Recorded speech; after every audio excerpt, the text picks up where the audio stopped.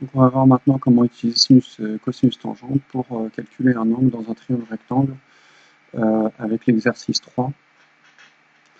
Alors, pour trouver un angle, je vais commencer les schémas, on va compléter les schémas ensemble. Donc vous avez dans le texte AB qui mesure 6, hop, donc 6, ensuite AC qui mesure 9, et puis on parle de quel angle? On parle de l'angle A. Donc je fais un arc de cercle sur l'angle A. Voilà. On vous dit calcule cos de l'angle A, puis l'angle A, à 0,1 près. Voilà la question. Calcule cos A puis l'angle A à 0,1 près. Donc vous devez utiliser la formule. Donc vous savez que le triangle est rectangle, donc on écrit cos de l'angle A. On va faire correctement avec le chapeau. Enfin,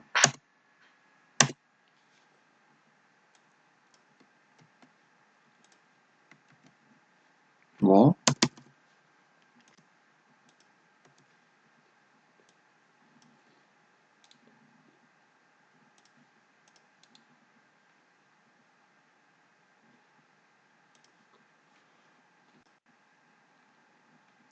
Voilà, cos de l'angle A est égal à... Du coup la formule c'était K sautois. Donc K c'est côté adjacent divisé par hypoténuse. Et ici, le côté adjacent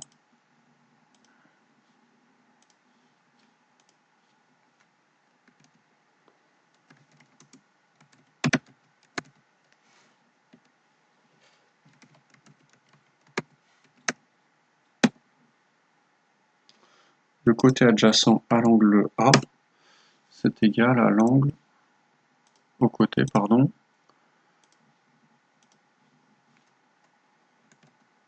Le côté adjacent à l'angle A il est ici. Le côté qui touche l'angle A mais qui n'est pas l'hypoténuse, c'est ça le côté adjacent, il mesure 6, c'est le côté AB. Donc vous mettez AB sur l'hypoténuse CAC.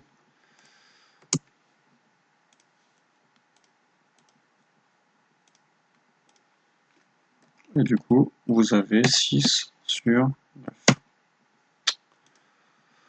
Donc ensuite, sur la calculatrice, pour trouver l'angle, il faut taper seconde, ensuite cos, ensuite il y a une parenthèse qui s'ouvre toute seule, vous tapez 6 divisé 2.9.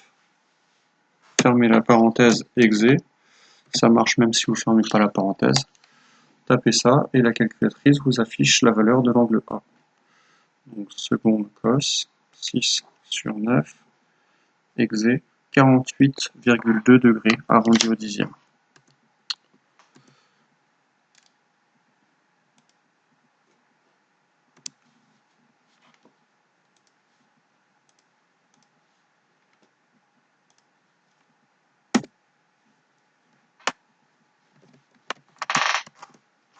Voilà.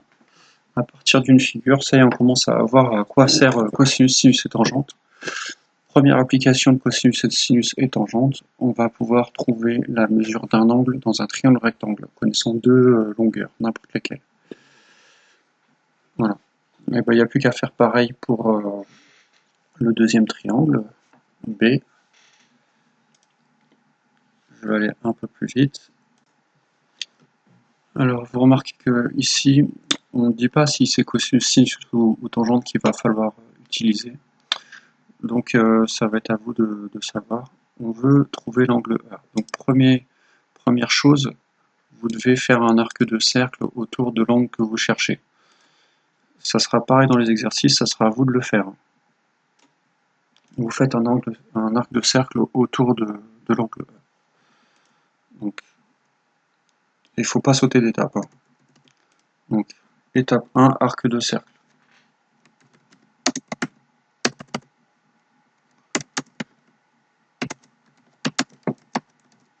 Ce que j'écris là, vous pouvez l'écrire en dessous. Ça, ça n'a aucune importance. Autour du sommet, autour de l'angle qui nous intéresse. Étape 2. Repérer les côtés opposés, adjacents et hypoténuse.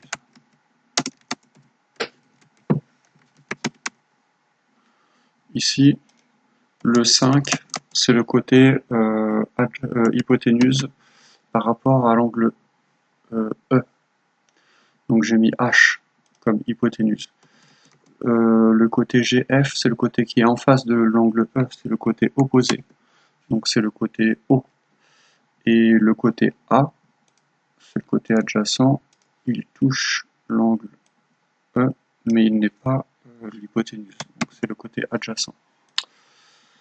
Étape 3, barrer.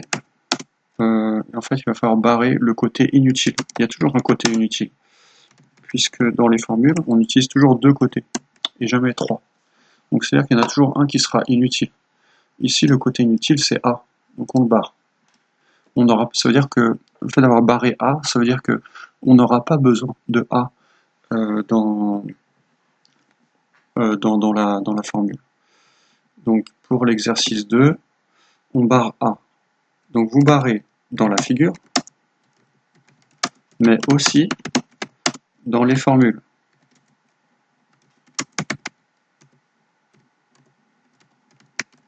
C'est-à-dire que les formules, c'est K SO toi.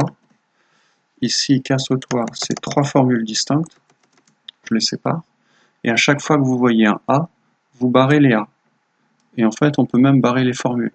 On sait qu'on ne va pas utiliser la formule K parce qu'elle contient A dedans. Or, ici, A, on l'a barré. Pourquoi on l'a barré? Je rappelle, parce qu'on ne connaissait pas sa longueur. Donc le côté inutile étant A, vous barrez A à chaque fois que vous le rencontrez. Et du coup, qu'est-ce qui apparaît? Il apparaît la bonne formule, celle que vous devrez utiliser. Donc vous insérez, hop, un petit peu grand le tableau. On va surligner. Ça vous permet de sélectionner la bonne formule. Une fois que vous avez sélectionné la bonne formule, il ne reste plus qu'à utiliser la formule.